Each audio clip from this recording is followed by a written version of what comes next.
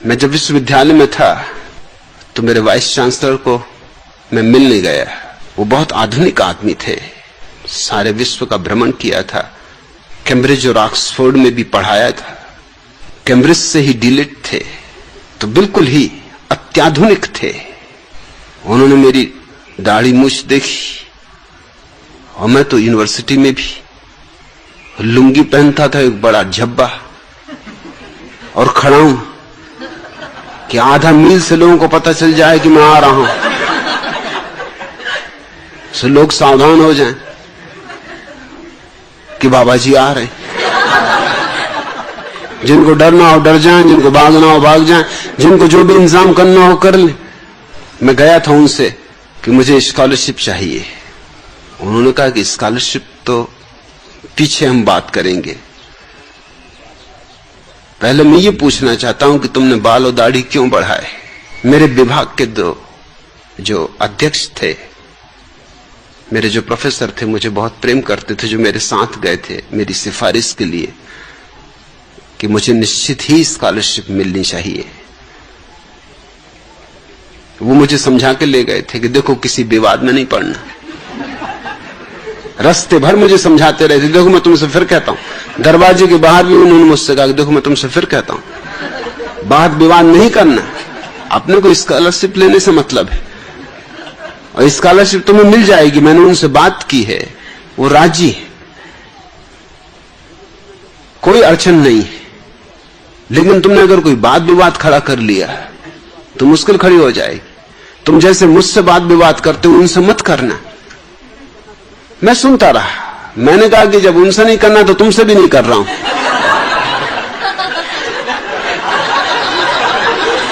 मैं बिल्कुल चुप हूं, मगर मैं ये भी कह देता हूं कि अगर उन्होंने कोई बहुत बुनियादी बात छेड़ दी तो फिर बाहर में जाए स्कॉलरशिप, मिले कि ना मिले।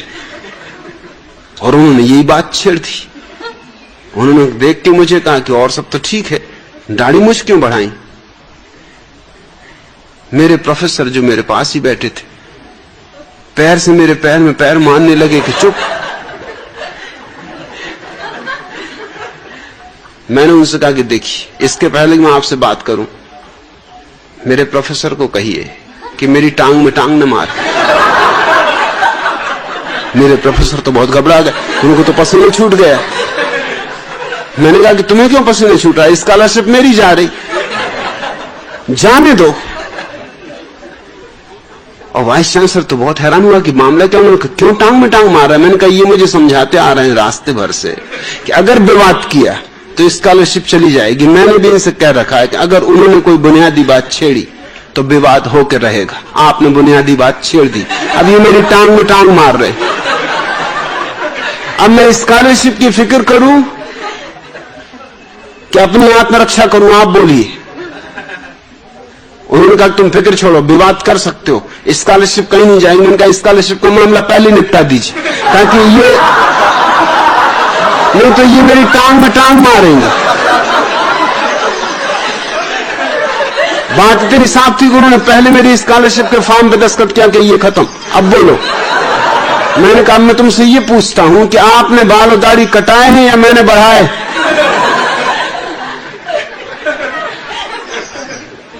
ये तो अपने आप बढ़े, आपने कटाए क्यों। उन्होंने कहा ये बात ठीक है कि कटाए तो मैं नहीं।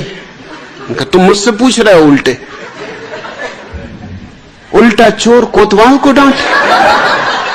मैंने बढ़ाए नहीं, अब मैं क्या करूं, बढ़ गए।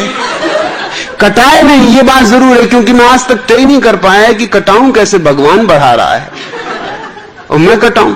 अब कल तुम हमसे यही कहने लोग उंगलियां क्यों नहीं कटाई, कि टांग क्यों नहीं कटाई, अभी तो बड़ा मुश्किल हो जाएगा, हम क्या क्या कटाएं।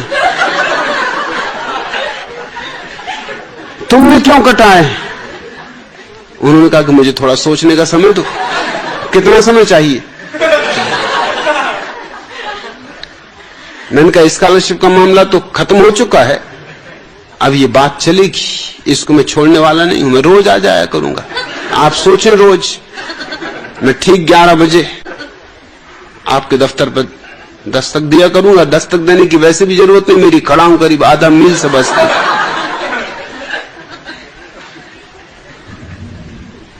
मैं रोज वहां जाने लगा। वो मुझे देखते ही से कहते कि भाई अभी नहीं सोच पाया। चौथे दिन मुझसे बोले कि तुम मुझे सोने दोगे कि नहीं। रात भर मैं करवटें बदलता हूं, सोचता हूं कि क्या जवाब देना है। कटाए तो मैं नहीं है, ये बात तो सच है, कसूर मेरा ही है, जो कुछ भी भूल चूक है मेरी, पूछा भी मैं नहीं। मैंने उनसे पूछा कि थोड़ा सोचो तो, अगर कोई स्त्री दाढ़ी मूछ बढ़ा ले तो उसको तुम क्या कहोगे? कहे उसको हम पागल कहेंगे। तो मैंने कहा और कोई पुरुष दाढ़ी मूछ कटा ले उसको तुम क्या कहोगे? स्त्री बेचारी पागल, क्योंकि दाढ़ी मूछ बढ़ा ली। मैं उनसे पूछा कि अगर स्त्री दाढ़ी मूछ बढ़ा ले उससे कोई विवाह करेगा? कभी मुश्किल है उससे कोई विवाह करे। आप विवाह करोगे? मैं तो कभी नहीं करूंगा, दाढ़ी मूछ वाली स्त्री से कौन विवाह करे? तो मैंने कहा कि और जिस स्त्री ने आपसे विवाह किया है उसे चुल्लू भर पानी में डूब के मर जाना चाहिए। उसने दाढ़ी मूछ रहित पुरुष से विवाह कर लिया। ये क्या अन्याय है, ये कैसा मापदंड है? दोहरे मापदंड चल रहे हैं। 5वें दिन उन्होंने मुझसे कहा मैं हाथ जोड़ता हूं, प्रश्न तो मुझे और भी पूछने थे, मैं मतलब खड़ाऊ के संबंध में और ये चोगा और ये लुंगी, मगर मैं कुछ नहीं पूछता भैया, मुझे पूछने नहीं प्रश्न, मैं हार गया। मैं अपने प्रश्न वापस लेता हूं। और अब मैं समझा कि तुम्हारा प्रोफेसर क्यों तुम्हारे पैर में टांग मार रहा था। अरे वो मेरी टांग में टांग मारता तो ठीक था, उसे मुझे सावधान करना था, तुम्हें क्या सावधान करना?